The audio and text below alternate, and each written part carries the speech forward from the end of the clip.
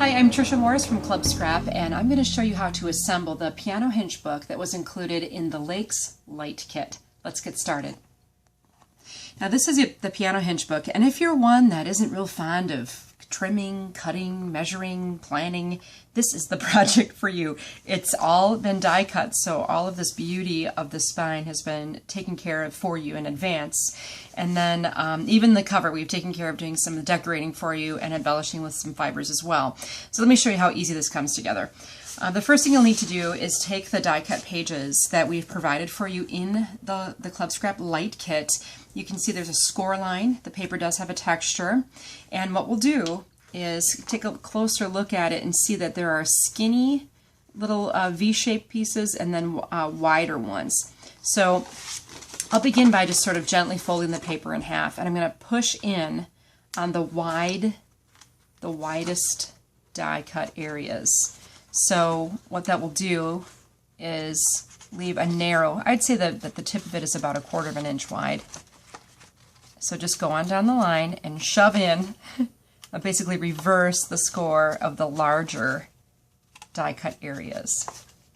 And you have 10 pages in your kit. So you'll do this for all 10 of your pages. There will be this light teal color, a mint green color, and a dark green. So each one is the same. You don't rotate like I did maybe the first time I tried making the project. Every time you do this, shove in the larger die cut areas. And go ahead and do that for all 10 pages.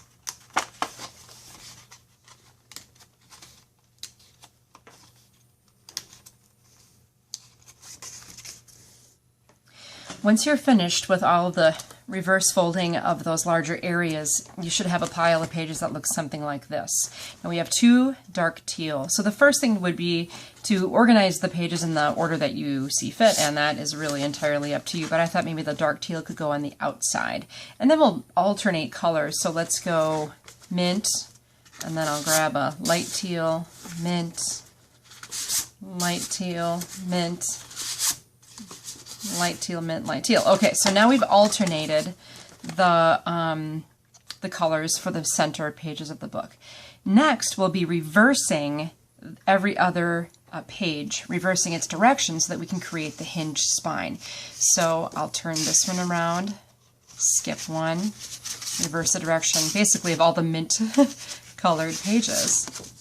Reverse this, skip one, reverse this, and then I still need to reverse my outside cover here. All right, so now you can kind of start to see how this hinging is going to be happening. Hinging is happening. Okay, next we will bring in our skewers, and your kit includes 1 skewer for every 2 sets of pages. So, trying to maintain the order that I've established here, I'll take my first pair of pages, and if I shove those hinge spines, you can see how they actually interlock. And then the skewers do have a point. So take the point of a skewer, and what you want to do is go in and out of each page. And you can achieve this any number of ways. Some ways may be more frustrating than others, or more effective. But I've actually caught, you can check even by opening, you can see that the skewer is going through the inside of this, and also through the inside of this one. And now the pages, if I just sort of work with it a little bit, those pages are hinged together. So this is set 1. Then you'll just set that aside and then do the same trick for set 2. So place those hinges within one another, grab the pointed edge of your skewer, thread it. I mean, seriously, could this be any easier? I don't think so. So you'll just continue on hinging your pairs of pages until all of them have been doubled up with the skewer.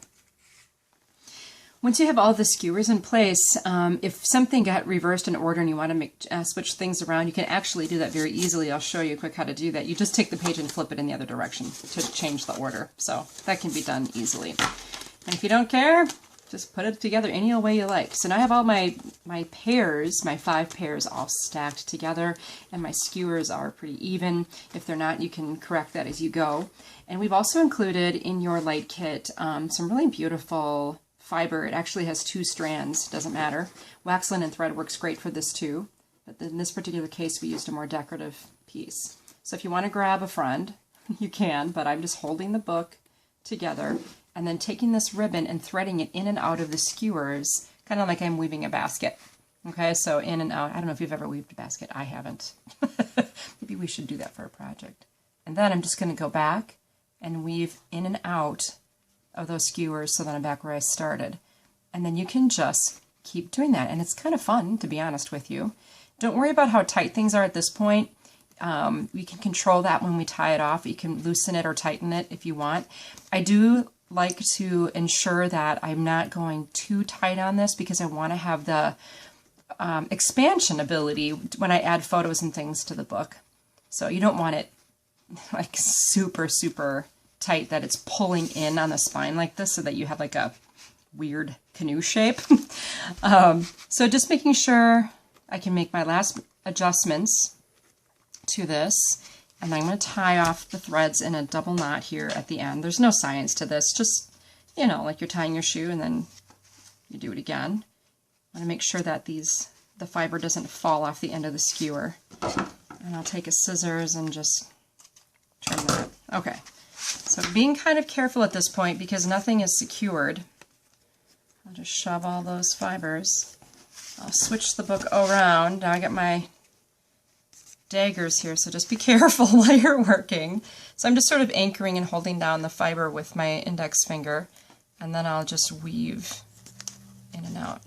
So far we've done no cutting, no scoring, no measuring, just a little bit of folding and a little bit of weaving. It's really fun. I'll make my way back one more time to where my tail of fiber lives here. And that's really kind of pretty. And I'll place the book back down and tie another double knot.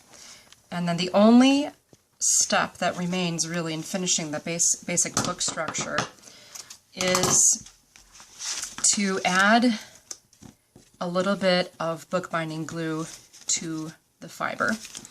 And the other thing you can do too is trim off the pointy ends with a serrated scissors. So if I take some Club Scrap bookbinding glue, all right, I'm just going to squeeze a little bit right onto the ribbon. And I mean, it dries clear, so like, don't freak out right now. It's like, oh, that doesn't look very nice, Tricia. It's okay. Then I'll flip it over and just squeeze a little bit onto the inside. And if you want to take your finger or something and just rub the glue into that fiber. And you're like, oh, you ruined it. But the answer is no, I'm preserving it because with the glue in place, it's going to touch on the skewer and secure everything. And you just want to make sure you get it on all four sides, so front and back of each fiber. And you can take your finger and rub it along the side seam of your pants and come back with your serrated scissors. If you want, you know, just a word of caution, don some safety glasses. And watch that. These tonic guys, just to, you know, round those off a little bit, make them a little less pokey. All right, at this point, I'll show you what you can do to decorate it. The light kit, the Club Scrap Light membership kit, includes a sheet of cut-aparts. Now, the majority of these cut-aparts are used in the making of your pages, but this large piece right here that says "Think Outside, No Box Required," that was actually designed to fit directly onto the cover. And that's precisely what I did here, is trimmed out the cut-apart. I distressed the edges with a paper distressing tool and attached it right to the cover of my book. And then I just added some magic mesh onto it that I had on hand from a different project. And you can see I did the exact same thing with the glue on my book here. And by virtue of doing that, I can't move this and slide it, and the book will then hold together for a nice long while. And then you have some wonderful space to then simply add 4x6 photos. The size of the book dimensions are created for you so that a 4x6 photo will fit beautifully with room for captioning and other embellishments. So for the holidays, if you hand this off to a friend who doesn't scrapbook, this shouldn't scare them too badly. And there you have the light kit goodie, the Piano Hinge Book. I hope you enjoy putting this together. We do have a couple of variations for you to see as well. As long as we were at die cutting all the papers, we chose a few other paper color combinations you can choose from as well.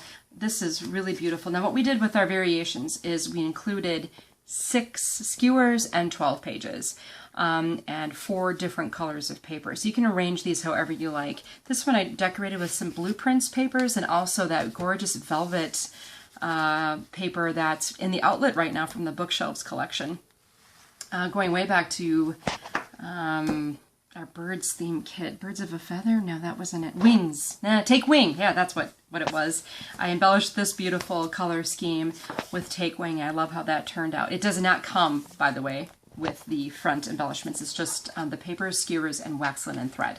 And then this one too is beautiful for anything outdoors, a little bit more feminine color scheme.